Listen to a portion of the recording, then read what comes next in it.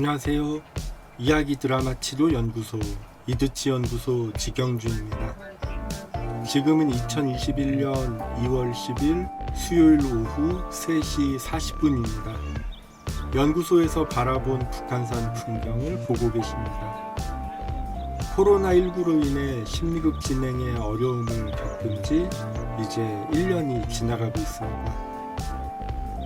국립정신건강센터 심리극이 자체적으로 중단된 지 이제 1년 되어갑니다. 2020년 3월부터 진행하기로 했던 숭탄시 보건소 공개 심리극은 시작하지도 못하고 무기한 연기된 상태입니다. 한서중앙병원 룰루랄라 울센터 심리극이 중단된 지도 이제 3개월이 되어갑니다. 2021년 이드치 연구소 모임은 아직 계획이 없습니다. 그나마 보람병원에서 간간히 입원 환자분들을 만나뵐 수 있어서 다행입니다. 코로나19가 잘 해결되어 심리극이 다시 활성화되기를, 건강한 모습으로 여러분을 계속 만나뵐 수 있기를 기원합니다. 이번 영상에서 말씀드릴 주제는 상황극을 활용한 알코올 심리극이고, 최근에 진행했던 심리극 사례를 소개하고 싶습니다. 심리극 진행은 제가 맡았고, 보조자는 이드치 연구소 활동을 도와주고 계신 안미선 선생님과 박연화 선생님께서 맡아주셨습니다.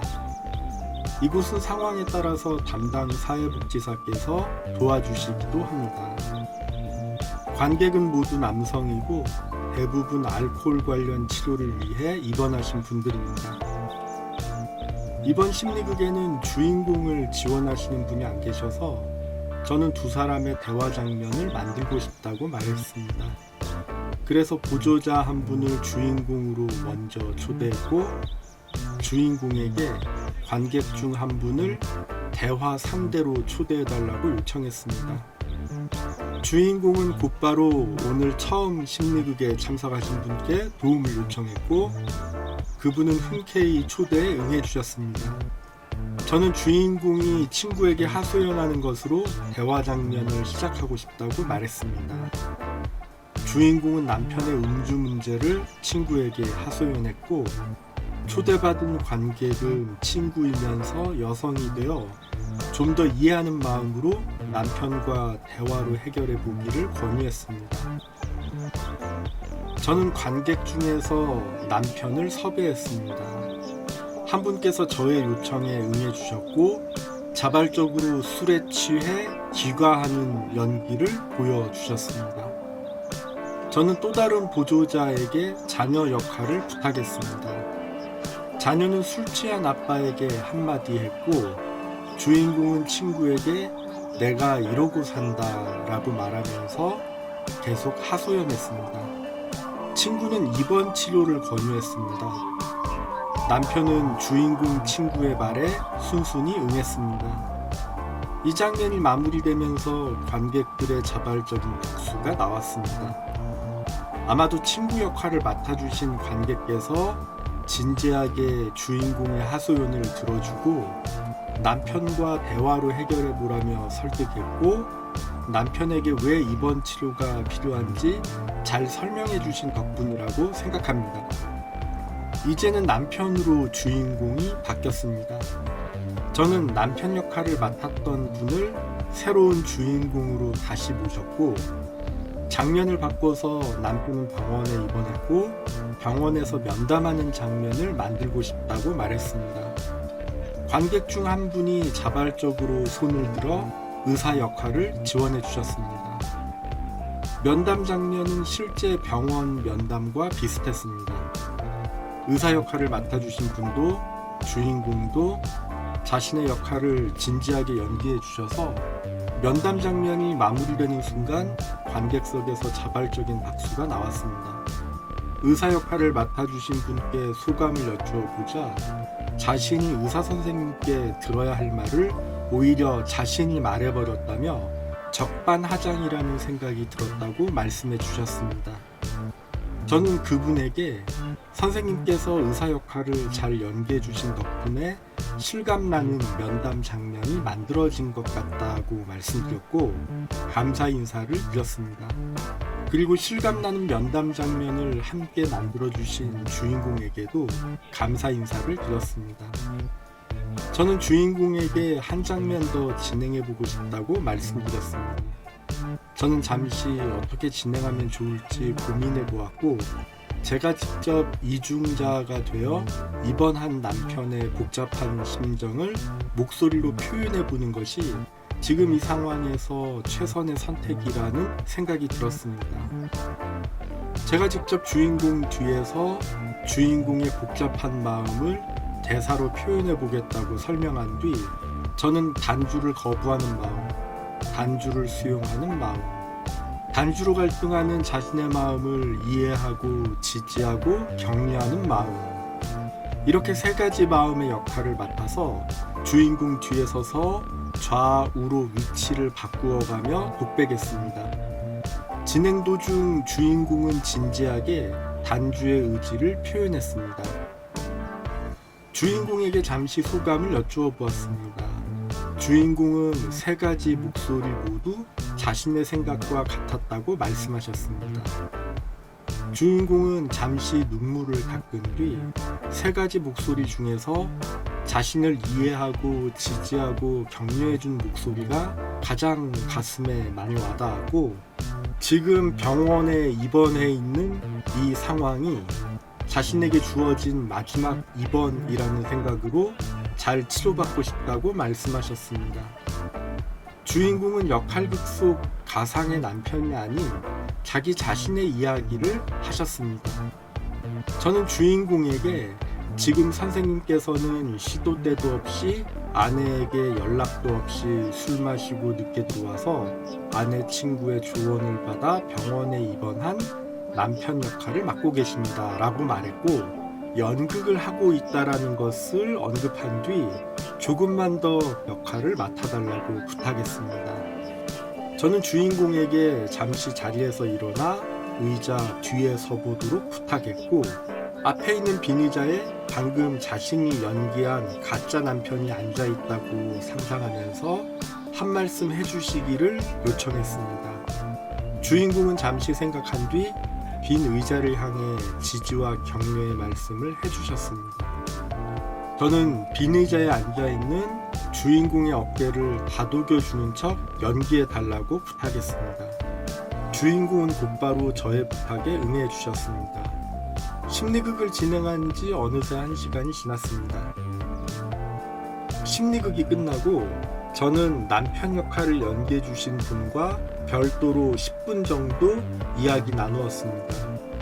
남편 역할을 맡아주신 분께서는 이 병원에 몇 번째 입원했는지, 퇴원 후 어떤 계획이 있는지 설명해 주셨고 오늘 주인공이 되어 연기하면서 한 번 더 단주의 의지를 확인할 수 있었다고 말씀해 주셨습니다. 이곳 심리극은 상황극으로 진행되는 경우가 많았습니다. 2년 전부터 제가 이곳에서 심리극을 진행하면서 이곳만의 독특한 분위기와 집단의 특성, 그리고 심리극 진행자로서 저의 역량과 판단이 반영되면서 나온 결과물이라고 생각합니다. 이곳은 남성들로 구성되었고 연령대가 높고 알코올 문제로 입원하신 분이 많습니다. 그러다 보니 심리극의 독특함을 직접 경험하기보다는 관객석에 조용히 앉아있다 가기를 원하는 분들이 눈에 많이 띄었습니다. 간혹 심리극 경험을 하시는 분이 계시면 조심스럽게 심리극 기법을 사용했고 미리 심리극 기법과 진행 흐름에 대해 틈틈이 설명드리면서 진행했습니다. 그래서 극소수만이 심리극을 잘 활용하셨고 보조자 역할을 도와주기도 하십니다. 가장 무난한 진행은 보조자 중심의 상황극 혹은 보조자 중심의 심리극 기법을 가미한 상황극이었습니다. 이곳에서 활용한 상황극은 대체로 3가지 형태로 나누어 볼 수 있을 것 같습니다. 첫 번째 형태는 즉흥적인 연극에 가까운 상황극입니다. 진행자인 제가 직접 가상의 이야기 초안을 만들고 보조자와 관객들의 참여를 통해 보다 풍성하게 만들어보고 가상의 이야기가 어떻게 흘러가는지 함께 살펴보고 함께 경험합니다. 저는 이렇게 진행하면서 관객들과 함께 웜업 겸 역할 연기 연습과 주도적으로 이야기를 흘러가게 하는 방법을 연습해 왔습니다. 두 번째 형태는 심리극 기법 연습을 겸한 상황극입니다. 진행자인 제가 직접 가상의 이야기를 즉흥적으로 만들어 진행하면서 사이사이에 심리극 기법을 접목합니다. 저는 이렇게 진행하면서 관객들이 심리극 기법에 익숙해지도록 연습해 왔습니다. 세 번째 형태는 즉흥적인 연극과 심리극 기법 연습을 합친 상황극입니다. 이때 보조자가 주인공이 되기도 하고 관객 중 출연자가 주인공이 되기도 합니다. 저는 세 번째 형태의 상황극을 자주 진행하게 된다면 심리극에 보다 가까운 심리극 진행으로 연결될 수 있으리라 생각합니다.